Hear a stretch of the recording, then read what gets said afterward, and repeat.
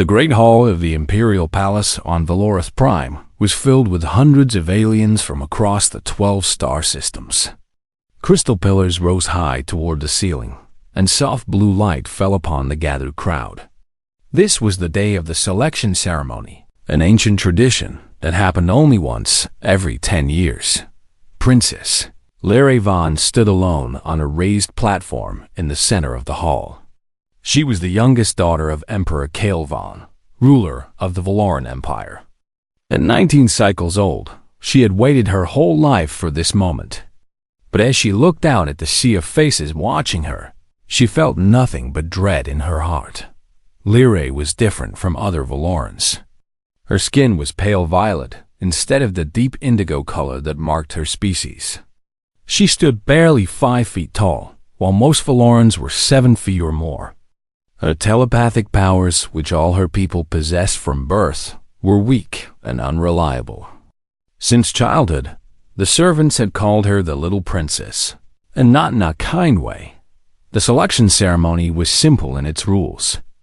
Eligible males of noble birth would walk past the princess. If one wished to become her protector and future husband, he would offer his ceremonial blade to her. She would accept, and they would be bound together. It was supposed to be a day of joy and celebration. But as the first hour passed, not a single noble approached Lyra's platform. She watched them walk by, one after another. Some did not even look at her. Others glanced her way with expressions of disgust or pity. A few laughed quietly among themselves, their cruel whispers reaching her sensitive ears. Who would want the broken princess? One noble muttered to his companion. A waste of time, another said. She brings shame to the imperial bloodline. Lyra kept her face calm and still. She had learned long ago how to hide her feelings. Her older sisters had always told her that showing weakness would only make things worse. So she stood straight, kept her chin high, and pretended that her heart was not breaking inside her chest. Emperor Kael sat upon his throne at the far end of the hall. His face showed no emotion, but those who knew him well could see the tension in his jaw. He loved all his daughters, even the one that others called defective. But he could not force the nobles to choose her. The selection was sacred. It had to be freely given. In a corner of the great hall, far from the center of attention, stood the human delegation. Earth had only recently made contact with the Valoran Empire. Their relationship was still new and careful, built on trade agreements and cautious diplomacy. Ambassador Daniel Carver watched the ceremony with growing discomfort. He was a tall man with brown hair that was starting to show gray at the sides.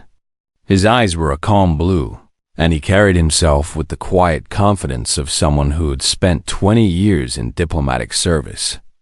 He had studied Valoran culture carefully since his arrival 3 years ago. He understood what was happening. "This is wrong," he said quietly. Lieutenant Katie Morris stood beside him. She was younger, with short dark hair and sharp eyes that missed nothing. She served as Daniel's aide and had proven herself capable many times over. "It is their way," Katie replied in a low voice.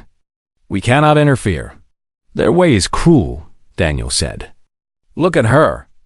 She is just a girl, and they are treating her like she has no value at all." Katie followed his gaze to the princess. The young Valoran woman stood motionless on her platform, surrounded by hundreds of beings who acted as if she did not exist. Katie felt a twist of sympathy in her chest, but she pushed it aside. "Sir, we are guests here. If we cause a problem, it could damage everything Earth has worked for. The trade agreements, the cultural exchange programs, all of it." Daniel knew she was right. He had spent his entire career being careful, saying the right words, avoiding conflict. That was what diplomats did. They kept the peace by staying out of trouble. But something about this moment felt different. The second hour of the ceremony began. More nobles passed by the princess without stopping. The whispers in the crowd grew louder. Some beings were openly pointing at Lyra now. their voices no longer bothering to hide their mockery. "Perhaps the Emperor will finally admit that she should have been sent away at birth," someone said. "A princess who cannot even attract a single suitor. How shameful." Lyrae heard every word.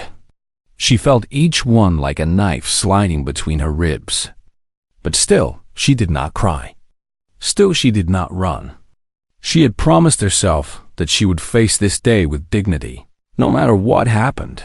She thought of her mother, who had died giving birth to her. The healers said it was because Lyrae had been born wrong, too small and weak to survive the normal way. Her mother had given her life so that Lyrae could live. And ever since then, Lyrae had wondered if it had been worth it. Daniel could not look away from the princess. He saw the slight trembling of her hands, the only sign of the storm that must be raging inside her. He saw the way she kept her eyes forward, refusing to give her tormentors the satisfaction of seeing her pain. "She is brave," he said softly. Katie looked at him with concern. She had known Daniel for 5 years, and she had never seen that expression on his face before. It was the look of a man who was about to do something unwise. "Ambassador," she said carefully, "whatever you are thinking, please reconsider." Daniel did not answer. His mind was racing, turning over possibilities and consequences. He thought about his career, his responsibilities, the careful balance of power between Earth and the Valoran Empire. Then he thought about the girl standing alone in the center of that enormous hall, surrounded by beings who should have protected her, but instead chose to abandon her. The third hour began. The final group of eligible nobles entered the hall. They were the highest ranked, the most powerful. If any of them chose the princess, it would change everything. One by one, they walked past her platform. None of them stopped. The crowd began to murmur with a mixture of satisfaction and false pity. The ceremony was almost over. Soon the little princess would be led away in disgrace, and everyone could pretend this unpleasant business had never happened. Daniel made his decision. He stepped forward, away from the human delegation, and began walking toward the center of the hall. Katie reached for his arm. "Sir, what are you doing?" "Something I should have done an hour ago," Daniel replied. And he kept walking. The crowd began to notice the human moving through them. Voices fell silent as beings turned to watch. Confusion spread through the hall like ripples in water. Princess Lyrae saw the human approaching. She did not understand what was happening. Humans had never participated in the selection. They were outsiders, observers, nothing more. But the human kept walking, his eyes fixed on her, and for the first time in 3 hours, someone was looking at her like she mattered. Daniel drifted in darkness for a long time. Sometimes he heard voices speaking in languages he did not understand.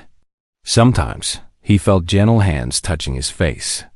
Once, he thought he heard someone singing, a soft and beautiful melody that seemed to wrap around him like a warm blanket. He did not know how long he was lost in that darkness. It could have been hours or days or weeks. Time had no meaning in that place between life and death. When he finally opened his eyes, the first thing he saw was light. Soft golden light streaming through a crystal window. He was lying in a bed that was far too large for him, covered in sheets that felt like silk against his skin. "He is awake," someone said. Daniel turned his head slowly. The movement sent pain through his neck and shoulders, but it was bearable pain. The kind that told him he was still alive. Princess Lyrae sat in a chair beside his bed. Her silver eyes were red from crying, but they lit up when she saw him looking at her. "You are awake," she said softly. "You are really awake." Daniel tried to speak, but his throat was dry and rough. Lyrae immediately reached for a glass of water and held it to his lips. He drank slowly, feeling the cool liquid soothe his aching throat. "How long?" he managed to ask. 3 days, Lyrae answered. "The healers said you should have died." Body was so damaged that they did not know how to begin fixing it. But somehow, you kept breathing. You kept fighting, even when you were unconscious. Daniel looked down at himself. His body was wrapped in bandages and covered in healing patches that glowed with soft blue light. He could feel the tingling sensation of Valoran medicine working beneath his skin, knitting his wounds closed, repairing what had been broken. The healers are amazed by you, Lyrae continued. They have never treated a human before. They say your body is strange. It heals differently than ours, slower but more completely. The scars you carry will fade with time. Daniel nodded slowly. He was too tired for many words. Severin? He asked. Lyrae's expression darkened. He has been disgraced. To lose a combat challenge to a human, and after fighting with no honor. He has left the court. Some say he has gone into exile. Others say he is planning revenge. My father has posted guards around this room, just in case. Daniel felt a flicker of concern, but it was distant and vague. He was too exhausted to worry about the future right now. The door to the chamber opened and Emperor Kale entered. He was accompanied by 2 guards and a Valoran healer who immediately moved to check Daniel's vital signs. Leave us, the Emperor commanded. The healer bowed and withdrew. The guards took positions outside the door. Lyrae started to rise, but her father gestured for her to stay. Human, the Emperor said. Daniel Carver. You have caused me a great deal of trouble. Daniel tried to sit up, but the pain was too much. I apologize, Your Majesty. Do not apologize. I did not say the trouble was unwelcome. The Emperor walked to the window and looked out at the crystal spires of his city. His hands were clasped behind his back, and his posture was straight and rigid. For years, I have watched my youngest daughter be mocked and rejected by my own court. I have seen her treated as if she were worthless, as if the circumstances of her birth made her less than other Valorans. And I have done nothing to stop it, because tradition demanded that I stay neutral. He turned to face Daniel. Then you came. A human, a member of a species we barely know. And you did what no Valoran was willing to do. You stood up for her. You fought for her. You nearly died for her. Daniel said nothing. He did not know what to say. Why? The Emperor asked. Why would you risk everything for a stranger? What did you hope to gain? Daniel thought about the question carefully. His mind was still foggy from pain and medication, but he wanted to give an honest answer. I did not think about gaining anything, he said finally. I saw someone being treated unfairly, and I decided to help. That is all. The Emperor studied him for a long moment. Then, slowly, he nodded. Perhaps that is why you succeeded where others would have failed. You were not fighting for glory or power or status. You were simply fighting because you believed it was right. He walked to Daniel's bedside and looked down at him with an expression that might have been approval. The selection is complete. You are bound to my daughter according to Valoran law. This cannot be undone. Not by me, not by anyone. You will become part of my family, with all the rights and responsibilities that entails. Daniel glanced at Lyrae. She was watching him with an expression of mixed hope and fear. I understand, Daniel said. Good, because I expect great things from you, human. You have shown my people something they have never seen before. You have shown them that strength is not everything. That courage can come from the most unexpected places. That true worth is measured by the choices we make, not the bodies we were born into. The Emperor placed one hand briefly on Daniel's shoulder. Do not disappoint me. He turned and left the chamber, his guards falling into step behind him. For a moment, Daniel and Lyrae were alone in the golden light of the healing room. Neither of them spoke.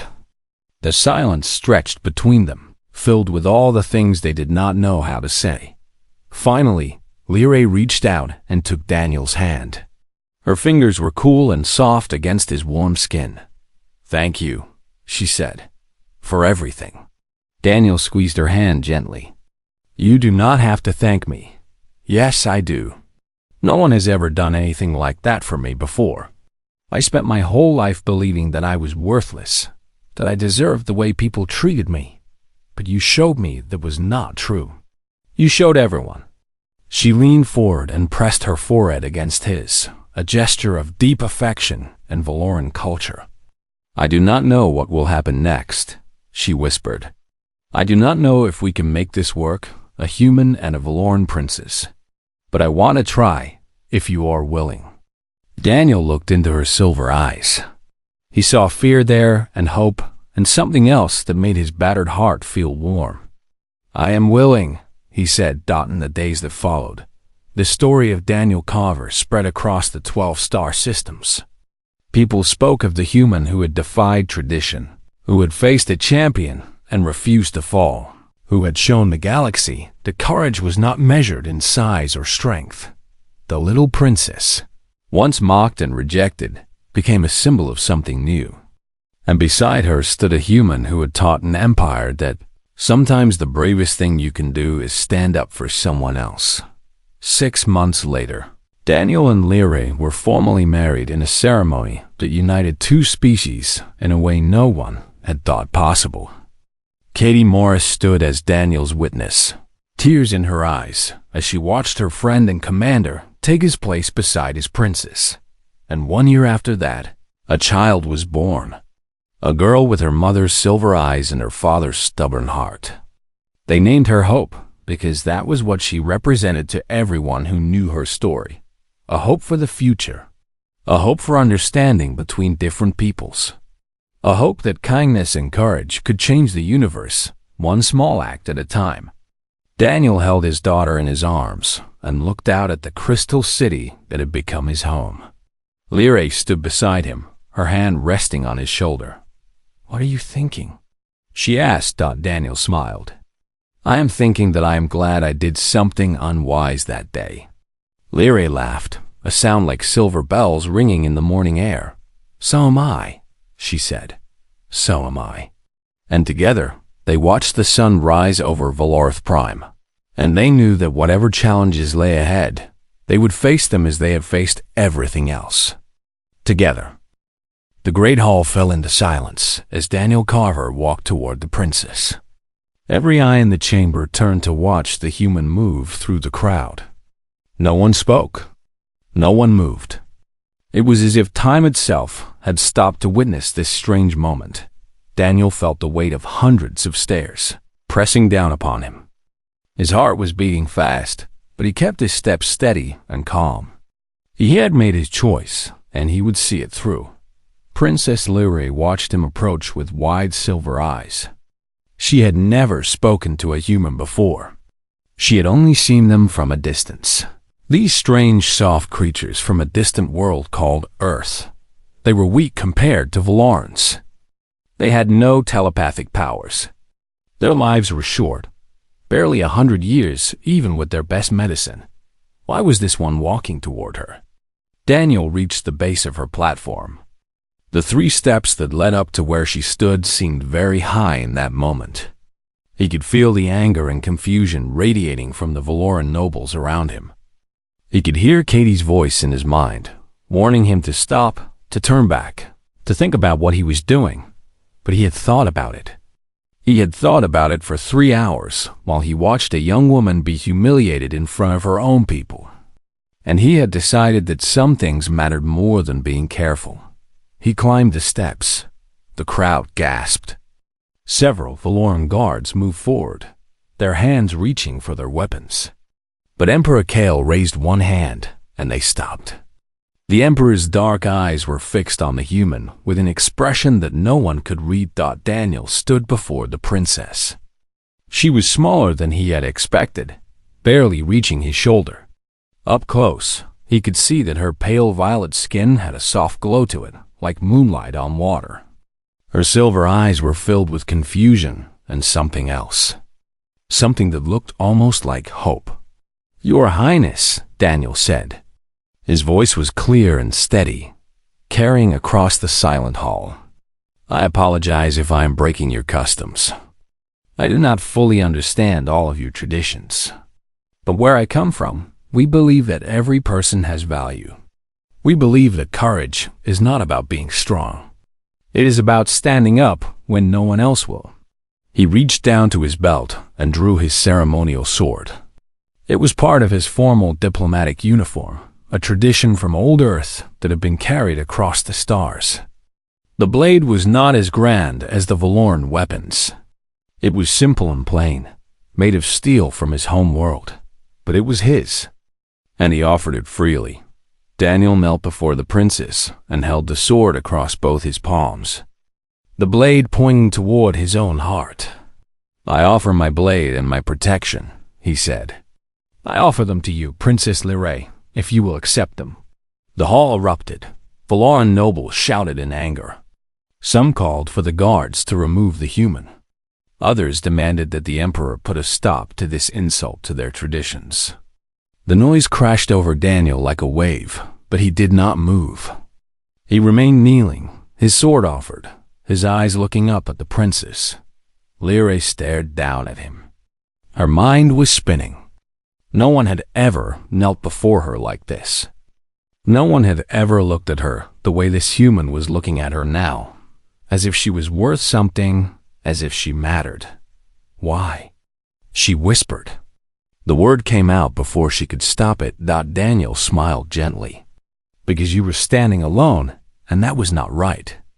Because I saw your courage, even when everyone else saw only weakness. Because sometimes doing the right thing is more important than doing the safe thing. Lyrae felt tears forming in her eyes. She had promised herself she would not cry today. She had held them back for 3 hours while her own people rejected her. But now, faced with kindness from a stranger, she could not stop them. One tear fell, then another. They traced silver lines down her pale violet cheeks. Emperor Kale rose from his throne. The crowd fell silent again as the ruler of the Valoran Empire walked down from his raised seat and approached the platform where his daughter stood with the kneeling human. Human, the emperor said. His voice was deep and powerful. Do you understand what you have done? Daniel looked up at the towering alien ruler. I believe so, your majesty. By offering your blade, you have called upon the right of selection. This is an ancient tradition. It cannot be undone with simple words or apologies. I understand. If my daughter accepts your blade, you will be bound to her. You will become her protector, her partner. You will be responsible for her safety and her honor. I understand, Daniel said again. The emperor studied him for a long moment. His dark eyes seemed to look right through Daniel, seeing every thought and feeling inside him. You know that you are weak compared to us. Your body is fragile. Your life is short. You have no telepathic gifts. Many would say you are not worthy to stand beside a princess of the Valoran Empire. Daniel felt a flash of anger, but he kept his voice calm. With respect to your majesty, I believe that worth is not measured by strength or power. It is measured by the choices we make. The emperor tilted his head slightly. A strange belief, but perhaps not a foolish one. He turned to his daughter. Lyrae, the choice is yours. Do you accept this human's blade? Lyrae looked down at Daniel. She looked at the simple steel sword in his hands. She thought about all the Valoran nobles who had walked past her, all the powerful beings who had deemed her unworthy of their attention, and she thought about this human, who had risked everything to kneel before her. I accept, she said. Her voice was soft. But in the silence of the hall, everyone heard it. Daniel rose to his feet. He turned the sword and offered her the handle. Lyrae reached out with trembling hands and took it. Her fingers wrapped around the grip, and she felt a strange warmth spread through her. It is done, the emperor announced. The selection is complete. The human Daniel Carver is now bound to Princess Lyrae Vaughn. The crowd did not cheer. Most of them stared in stunned silence. Some looked angry. Others looked confused. A few, very few, looked thoughtful. Katie Morris stood at the edge of the hall with her hand pressed over her mouth. She could not believe what she had just witnessed. In all her years of diplomatic service, she had never seen anything like this. He actually did it, she whispered to herself. The crazy fool actually did it. But even as she worried about the consequences, she felt something else as well. A small spark of pride in the man she served. Daniel turned to face the crowd. He stood beside the princess, and for the first time, she did not stand alone. Then a voice cut through the silence like a blade. I challenge the human's claim.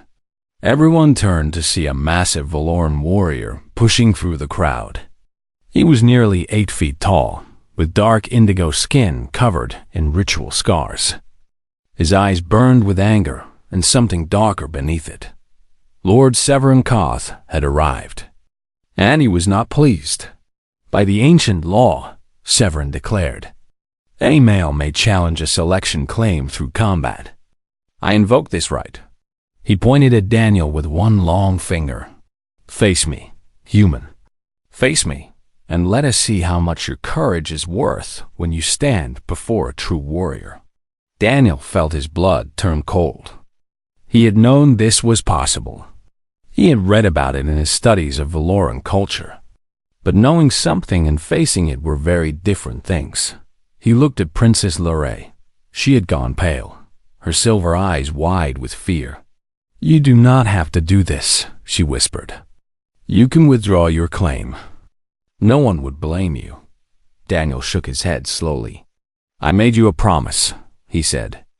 I am not going to break it now. Lord Severin Koth stood in the center of the great hall like a mountain made of muscle and hatred. His dark indigo skin was marked with dozens of ritual scars, each one representing a victory in combat. He had killed 17 opponents in his life. He had never lost a single fight, and now he was staring at Daniel Carver, with murder in his eyes. The crowd had pulled back to form a wide circle around them. Servants rushed to clear the center of the hall, moving the ceremonial items and decorations to make room for what was about to happen. This was no longer a selection ceremony. It had become something far more dangerous. Katie Morris pushed through the crowd until she reached Daniel's side. Her face was pale, and her hands were shaking. Sir, you cannot do this, she said urgently. Valorans are 3 times stronger than humans. They are faster. Their bones are denser. He will kill you. Daniel looked at his Aiden friend. I know the odds, Katie. Then withdraw. There is no shame in it. You made your point. You showed them that humans have courage. But dying here will not help anyone. Daniel was quiet for a moment. He looked across the hall at Severin, who was being handed a massive blade by one of his servants. The weapon was nearly as long as Daniel was tall. Do you know why Severin challenged me? Daniel asked us softly. Katie shook her head. I read the reports on the Valoran noble families when I first arrived here. Severin tried to claim Princess Lyrie's older sister 5 years ago. He was rejected because of his violent nature. Since then, he has held a grudge against the entire imperial family. So this is personal for him. Yes, he does not care about me. He wants to humiliate the princess by killing the only person who was willing to stand by her side. If I withdraw, he wins. And Lyrae goes back to being alone. Katie felt tears forming in her eyes. Daniel, please. It was the first time she had ever used his first name instead of calling him Sir. Daniel reached out and squeezed her shoulder gently. Send a message to Earth. Tell them what happened here. Whatever comes next, make sure the truth is known. Before Katie could respond, Daniel walked away from her and toward the center of the hall. Princess Lyrae stood at the edge of the circle, held back by 2 of her father's guards. She watched Daniel approach the combat area with her heart pounding in her chest. Human, she called out. Daniel, he turned to look at her. You do not have to do this, she said. Her voice cracked slightly. I have been alone my whole life. I can survive being alone again. Please do not die for me. Daniel smiled at her, a warm and gentle expression that made her heart ache. Everyone deserves someone willing to fight for them, Your Highness. Today, I am that someone for you. He turned away before she could say anything else. The weapons master approached Daniel and offered him a Valoran blade. It was smaller than the one Severin carried, designed for someone of human size, but it was still heavier than any sword Daniel had ever held. He took it in both hands and tested its weight. The rules are simple, Emperor Kale announced from his throne. Combat continues until one fighter yields or is unable to continue. Death is permitted under the ancient laws, though not required. Severin laughed at this. Do not worry about the rules, Your Majesty. This will not take long. Daniel moved to the center of the circle. His diplomatic uniform felt strange and wrong for what he was about to do. He was not a soldier. He had basic combat training, required for all diplomatic staff, but he had never fought in a real battle. Severin stood across from him, towering and terrible. The Valoran warrior twirled his massive blade as if it weighed nothing at all. Tell me, human, Severin said. Have you ever killed anyone? No, Daniel admitted. Have you ever faced someone who wanted to kill you? No, Severin grinned, showing teeth that were sharper than any human teeth. Then you are about to have many new experiences, though I fear they will be your last. The signal was given. A single bell rang out through the hall. The combat had begun. Severin moved with shocking speed for someone so large. He crossed the distance between them in 2 strides and swung his blade in a horizontal arc that would have cut Daniel in half. Daniel barely managed to raise his sword in time. The impact of the blow sent a shockwave through his arms and knocked him backward. He stumbled, lost his footing, and fell hard onto the stone floor. The crowd murmured. Some laughed. Daniel rolled to the side, just as Severin's blade slammed down where his head had been. Stone cracked under the force of the strike. Daniel scrambled to his feet and raised his sword again. At least you can dodge, Severin said. Good. I want this to last a little while. He attacked again, a series of fast strikes that pushed Daniel back toward the edge of the circle. Each blow Daniel blocked sent pain shooting through his shoulders and arms. Each impact reminded him how much stronger his opponent was. Then Severin's blade got past Daniel's guard and sliced across his shoulder. Pain exploded through Daniel's body. He gasped and nearly dropped his sword. Blood began to soak through his uniform, staining the dark fabric an even darker red. First blood, Severin announced to the crowd. The human bleeds. As I knew he would. Daniel pressed his hand against the wound. It was deep but not fatal. Not yet. He forced himself to breathe, to focus, to stay calm. Do you yield? Severin asked, his tone mocking. Daniel raised his sword again. No. Something flickered in Severin's eyes. Surprise, perhaps, or confusion. Very well. More pain for you, then. The fight continued. Daniel blocked when he could, dodged when he had to, and tried to find any opening in Severin's defense. But the Valoran was too fast, too strong, too skilled. Every exchange ended with Daniel being pushed back. Every mistake was punished with another wound, a cut on his arm, a slash across his back, a deep gash on his leg that made him stagger. Katie watched with tears streaming down her face.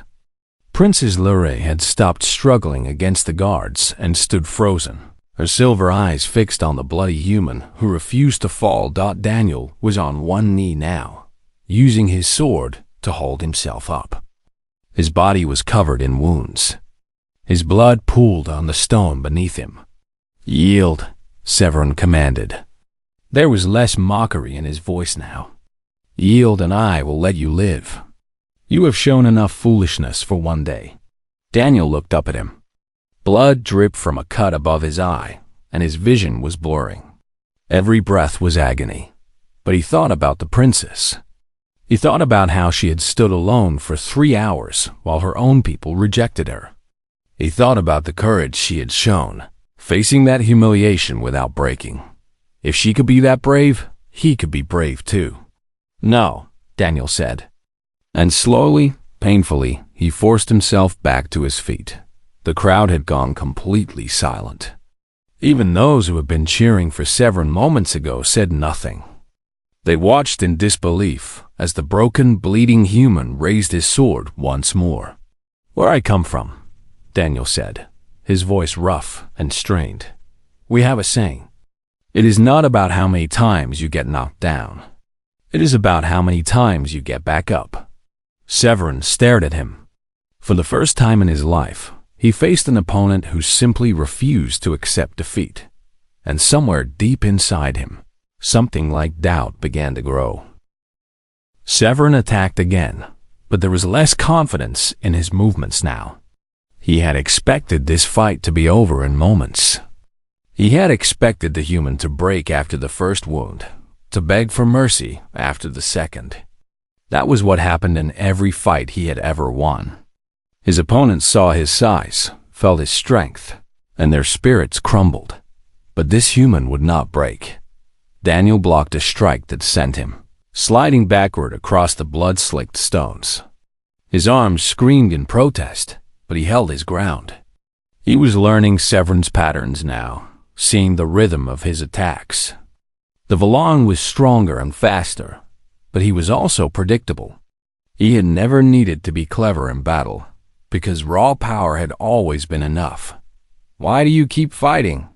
Severin demanded. There was frustration in his voice, mixed with something that might have been the beginning of fear. "You cannot win. You must know this." Daniel spat blood onto the floor. "Maybe I cannot win, but I can make you work for it." He charged. The move caught Severin by surprise. No one charged at him. Everyone retreated. Everyone tried to escape. But the human was running directly at him, sword raised, blood flying from his wounds with every step. Severin swung his blade in a killing arc. Daniel dove beneath it, feeling the wind of the massive weapon passing inches above his back. He rolled, came up on Severin's left side, and slashed with all the strength he had left. The blade bit into the gap between Severin's armor plates, cutting into the flesh beneath. Severin roared in pain and surprise. He spun around, backhanding Daniel with his free hand. The blow caught Daniel in the chest and sent him flying through the air. He crashed down hard on the stone floor, his sword skittering away from his grasp. But he had done it. He had hurt the giant. The crowd gasped.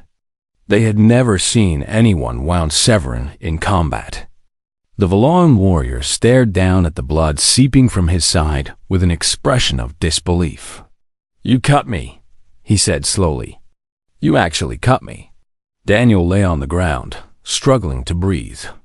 The blow to his chest had broken something inside him. Every breath brought fresh agony.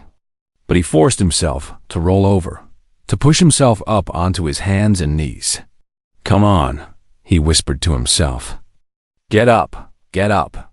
Princess Lerae watched him with tears flowing freely down her face. She had stopped trying to hide them. She did not care anymore what the court thought of her. All she cared about was the human who was destroying his body for her sake. "Please," she whispered. "Please just stay down. It is enough. You have done enough." But Daniel could not hear her. He was focused entirely on the simple task of standing up. It seemed impossible. His body was shutting down, refusing to obey his commands. But somewhere deep inside him, a fire still burned. He thought about his father, who had worked in a factory on Earth for 40 years without complaint. He thought about his mother, who had raised 3 children while battling an illness that should have killed her. He thought about all the ordinary humans throughout history who had faced impossible odds and refused to give up. Daniel was not special. He was not a hero or a warrior. He was just a diplomat who had spent his life being careful and safe. But today, he was going to be something more. He grabbed his sword from where it had fallen. Using it as a crutch, he pulled himself back to his feet. The world was spinning around him. He could barely see through the blood in his eyes, but he was standing. The hall had gone silent again. Even the servants had stopped moving. Everyone stared at the human who should have been dead 3 times over, who had taken punishment that would have broken anyone else, and who was still standing. Severin looked at Daniel with an expression that had changed completely. The mockery was gone. The confidence was gone. What remained was something that looked almost like respect. "What are you?" Severin asked quietly. "What kind of creature are you?" Daniel raised his sword. His hands were shaking so badly that the blade trembled in the air. "I am human," he said, "and we do not quit." Severin attacked again, but his movements were different now. He was being cautious, treating Daniel like a real opponent instead of a victim. The wound in his side was bleeding steadily, slowing him down slightly. They exchanged blows. Daniel could not match Severin's strength, but he did not try to. Instead, he focused on staying alive, on making each moment count. He blocked what he could and dodged what he could not. Another cut opened on his arm. Then one on his side. But he kept moving. He kept fighting. And slowly, impossibly, Severin began to tire. The Valaran had never been pushed this hard in any fight. He had never faced an opponent who absorbed so much punishment and kept coming. His arms were growing heavy. His breath was becoming ragged. "Just die," Severin growled. "Just fall down and die like you are supposed to." Daniel lunged forward. Severin raised his blade to block, but his movements were slower now, dulled by exhaustion and blood loss. Daniel ducked under the block and drove his sword into Severin's thigh, pushing it deep into the muscle. Severin screamed and fell. The massive Valaran crashed to his knees, his blade clattering away from his grip. He clutched his wounded leg with both hands as blood poured through his fingers. Daniel stood over him, his sword pointed at Severin's throat. The tip of the blade was shaking badly, but it was there, pressing lightly against the Valaran's skin. "Yield," Daniel said. His voice was barely a whisper. He had no strength left for anything more. Severin looked up at him. The warrior who had never lost a fight, who had killed 17 opponents, who had believed himself invincible, stared at the broken human standing over him. "This is impossible," Severin said. "You should be dead. I hit you a dozen times. I cut you a dozen more. How are you still standing?" Daniel did not have the breath to answer. He just pressed the sword a little harder against Severin's throat. For a long moment, nothing happened. The entire hall held its breath. Then Severin closed his eyes. "I yield," he said. The words echoed through the silent hall. Several heartbeats. No one moved or spoke. Then Princess Lyrae broke free from the guards holding her and ran across the bloody floor. She reached Daniel just as his legs finally gave out. She caught him in her arms, lowering him gently to the ground. "You fool," she whispered, tears falling onto his face. "You brave, stubborn, wonderful fool." Daniel looked up at her through fading vision. He tried to smile. "Did I win?" he asked. "Yes," she said, her voice breaking. "Yes, you won." Daniel's eyes closed. His body went limp in her arms. "Get the healers," the Emperor commanded, his voice cutting through the stunned silence. "Get them now." Servants ran from the hall. Guards rushed forward. The crowd began to murmur and move, the spell of the moment finally broken. But Princess Lyrae did not let go of the human. She held him tightly, pressing her forehead against his, whispering words in her native tongue that meant something like "please" and "stay" and "do not leave me." And somewhere deep inside Daniel's broken body, his human heart kept beating. Weak and slow, but still there. Still fighting.